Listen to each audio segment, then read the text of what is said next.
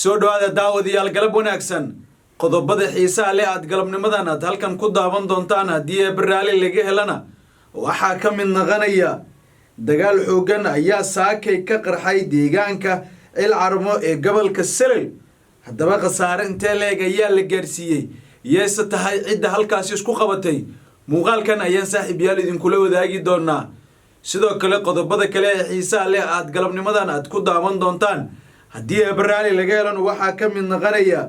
ugaaska guud ee beesha Ciise ugaas Mustafa Ibrahim oo ku sugan dalka Ethiopia ayaa amray in gabi ahaanba la soo afjaro maleeshiyaadka beesha Samaroon maxay tahay in ay markaasi soo afjaraan halkee ayay rabaan in ay howlgalka ay ka bilaabaan saraakiisha ugu sarsareysa ee ciidamada beesha Ciise iyana xogtaasi waan idin la wadaagi doonaa sidoo kale qodobada kale ee xiisaha leh halkan ku daawan doontaan haddii baraali laga helana waxaa ka mid noqonaya magaalada Gaarisa oo maanta laga maqlay rasaas culus ama diryanka rasaasta qoryaha nooceeda kala duwan haddaba dhaqdhaqaaqyoeenkee ayaa halkaasi ka soconaya iyana waan idin la wadaagi doonaa sidoo kale qodobada kale ee xiisaha leh aad galabnimadan halkan ku daawan doontaan haddii baraali laga helana waxaa ka mid noqonaya beesha Samaroon oo hubkii ugu faraha badnaa ay geysay gobolka Awdal haddaba maxay ka damacsan yihiin muuqaalkan ayaan saaxiibayaal idinkula wadaagi doonaa qodobadaas iyo kuwa kale oo aan idin qarinayo ayaad ku daawan doontaan soo dhawaada aniga waxaan ahay Abdiraxmaan Lisbon halkan aad iga daawanaysaan waa kanalkayga Macaash Media haddii aad markuu ugu horeysay fadlan kanalka rukumo oo subscribe dheh muuqaalkan aad daawanaysidna la garay siin share garay saaxiibadaada la wadaag kamid noqon saaxiibada cusub nagu soo biiraysi aan u gaarno 10,000 oo subscribe wax yar oo kaliya ayaa nooga dhiman sidoo kale dhamaantii waxaan idinkaga codsanayaa inaad muuqaalkan la gareysaan like muuqaalka meel dheer ay gaarsiisay adigan daawanayaba marba hadaa daawanayso waxaan si niyad la kaaga codsanayaa inaad la gareyso si maartay meel fog uu markaa u gaaro muuqaalkeena mahsanadeen hagaag aynu ku bilaawno dagaal xoogan ayaa saakay waxa uu ka qarxay tuulada ama maartay deegaanka la yiraahdo Ilcarmo oo markaasi ka tirsan gobolka Salel kadib markii ay ku wada dagaalameen ciidamo ka tirsan kuwa Somaliland iyo beesha Ciise Ilcarmo waxa ay kamid tahay deegaanada dhawaan waa maartay sida weyn ee u soo korayeen dhowrkii sano u dambeeyay ayaana heerka waxa uu marayaa dagaalka Somaliland iyo waliba beesha Ciise meel xun ayuu rabaa inuu sii gaaro maxaa yeelay hadda deegaanada Ilcarmo ayaa la sii maraya wilina waxba la isku mareebanayo Somaliland waa mid u go'aan ah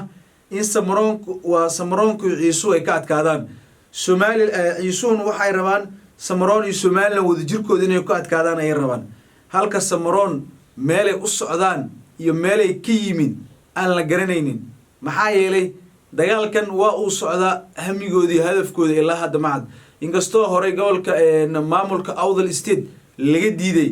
haddana waxa ay markaasi dagaal adag la galeen ciidamada geesiyaasha madaniga beesha Ciise kuwaas oo dagaal adag oo kala dhaxeeyay Somaliland ay arinkan ku soo biirtay xaaladan ay sii qasantay marka xaaladda guud marka loo fiiriyo dagaalkan uu saakay dhacayna waxa uu markaasi ahaa mid khasaare lixaad la geystay ciidamada Somaliland ayaa laba gaari laga qabsaday sidoo kale hal askari ayaa halkaas uga dhimatay inkastoo warar qaar ay tilmaamayaan in askariga dhimashada loo diiwaan gelin uu ahaa mid dhaawac ah balse laakiin gawaarida la qabsadeen ay ahaayeen mid runa ciidamada beesha Ciise ayaana dhabagal ku sameeyay kuwa Somaliland kuwaas oo ay doonayaan inay duulaano kala duwan ay sameeyaan ciidamada madaniga ee geesiyaasha beesha Ciise ayaana markaasi gacanta ku soo dhigay gawaaridaasi sidoo kalena hadda ay gacan ku heenta tuulada Ilcarmona waa deegaanka Ilcarmona ay iyagu gacanta ku hayaan wax walba waxa ay sii naqanayaan mid ka sii darto tan iyo markii dagaalkan ilaa hadda afkiisa meel la aadiyo lama lahan marka dagaalkan inuu iska socdo macna badan ma sameynayso waa in beesha Ciise laga adkaada ama ay wax adkaadaan Somaliland laga adkaada ama adkaata Samaroon sidoo kale wax waa dagaalkii saddex geesoodka laaba dagaalkan ila meerayso hadii maqli jirto ila meerayso kan ku duulaa kan ku duulaa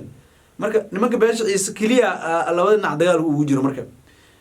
dagaalkan uu sii daba dheeraaday waxa la rajeenayay in maalmaha soo socda la soo afjaro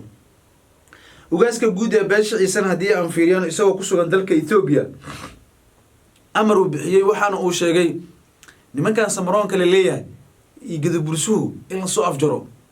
waxa uu leeyahay waqtiga naga qaadeen aan soo afjarno marka ogaaska Ethiopia maalmihii u dambeeyay ku sugnaa isagoona halkaasi tacticooyin iyo waliba sidoo kale hor socodka ciidankaasi uu markaa ka shaqeynayo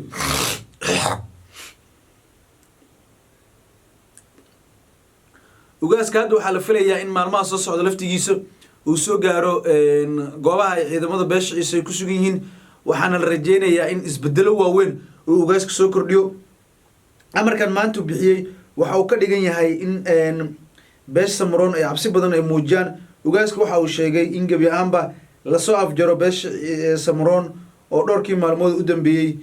sarakac xoogan ay sameynaysay hore waxaad u ogeedeenba dagaalkii adkaa la galay waxaa naqatay in samaroonku aad looga adkaado loola awood sheegto Somaliland ay meesha soo galeen waxaana markaasi naqatay in ciise uu ku mashquulo Somaliland samaroonkiina jaanis halkaasi ka helo marka ogaaska wuxuu sheegay in mar kale la iska aamusiyo oo muxuu ahaa guuldaro qaraarna la dhansiiyo beesha samaroon ayuu amrayaa ogaaska sidoo kale waxa uu sheegay in dhawaan uu soo gaari doono furimaha hore dagaalka isagoona guwaabo adag oo siin doono ciidamadiisa kuwaas oo hadda qayb lixaad ka qaadanayaan dhisida maamulka Guban State si lamida dhisida iyo sidoo kale hirgelinta buuga heer ciise marka waxyaabahaas iyo idil ayaa hadda soconaya dhaqdhaqaaqyadan sii socdana waxaa loo badinayaa inuu noqdaan kuwa wajiyo kala duwan yeesha dhanka kalena saaxiib yaal haddii aan fiiriyana magaalada Gaarisa maanta waxaa laga maqlayaa rasaas aan inaba aan caadi ahayn diryanka rasaasta qoryaha noocyadooda kuwa fudfudud iyo kuwa culus ayaa laga maqlayay dadka deegaanku waxay markaasi muujinayaan cabsi aad u badan tan iyo markii dagaalkan uu markaasi bilowdayna waxa ragaadiyay hubkaasi la isku adeegsanaya kuwaas oo boqolaal shacab ay halkaasi ku geeriyoodeen dadka deegaanka cabsi badan ayay hadda durba sameeyeen qaybtooda way qaxeen qayb kamidana way ku adkeysanayaan in magaalada ay joogaan haddii ay sidan wax ku sii socdaan waxay noqon doontaa in Gaarisa ay laba islaanta la weyn doono maxaa yeelay magaalo Urdun ahayd soo kabsanaysay rabtay in maartay magaalooyinka kale la tartanto waxaana ay hadda u muuqataa mid cabsi badan iyo waliba sidoo kale diryanka rasaastan laga maqlayo ee hoos u dhigaysa dhowrkii maalmood u dambeeyayna waa lagu dagaalamayay goobo badan oo horey aanan looga baran dagaalkan ayuu gaaray meelahaas ayna qayb ka ahayd hadda magaalada Gaarisa rasaas nool oo muxuu ahaa oo aan kala joogsi lahayn ayaa mararka qaar si goosgoos loo maqlayaa iyadoona la fahmi laayahay ma dagaalka ayaa si toos ah u bilaabmarba ma beel ayaa ku barogeysanayso waa la fahmi laayay marka waxay u badan tahay in ciisuhu iyo samaroonku ay halkaas isku helaan meeshas aad ay ugu wada dagaalameen labada beelood welina way isku heestaan walle labadan oo ood wadaaga ah beelaha walaalaha ah hadday mar heshiin lahaayeen Somaliland way gacan gal lahayd laakiin aaway waxay ka faa'iideysanaysaa Somaliland in ay colaado hor leh ay sii kicisa mooyaane marnaba laga yaabo in labadan beelood ay colaadahooda ay dejiso si adagna ay u gasho ama si nabadoonba ay u gasho laakiin waxa ay ku hami weyn yihiin ama ay rabaan in samaroonku ciise wiligiis sidaan isugu dhignaado marka waa la arki doonaa xilki ama waqtiga rasmiga ah ay kala dhamaan doonaan beelaasi qodobkeena ugu dambeeyana aan fiirino beesha samaroon waxaa lagu leeyahay hubkii u faraha badnaa ayay geeyeen gobolka Awdal tala faro way ka baxday horaan kugu sheegay ciisuhu intuu ku mashquulsanaa Somaliland samaroonkiya markan soo sara kacay waxa uu doonayaa in ciisuhu dhulka la jaro isagana waxa ay markaasi sameynayaan hubkoodii ugu faraha badnaa ee gobolka Awdal ay isugu geeyeen Boorama iyo meelo kamid ah way kala wareegeen oo halkaas ay geeyeen oo waxa ay rabaanba in ay maxay ahaato ay ciidamada beesha ciise ay kula dagaalamaan maxaabiis badan oo laga qabsadayna dirdhaba ay ku xiran yihiin ay rabaan inay soo furtaan waase markaasi ay adkaan doontaa samaroonku sida uu hadda doonayo iyo sida ciisaha aan ku naqiinay ciisuhu waa niman adag waa niman jabhad ah waa niman aan qaadan dhildhil iyo wax lamid ah maxaa yeelay beesha ciise waxa ay markaasi doonayaanba inay hirgeliyaan amin gebi ahaanba ay gacanta ku dhigaan meelo badan oo gacmahooda ay ku maqan yihiin daawada hadda dadkan la soo gaarto xataa qof qalbi wanaagsan waxsan asna kaaga codsanaya inaad page-ka soo follow gareys muuqaalkan la garay siinaysa gareys saaxiibada la wadaag kamid noqo saaxiibada cusub ee nagu soo biiray si aan u gaarno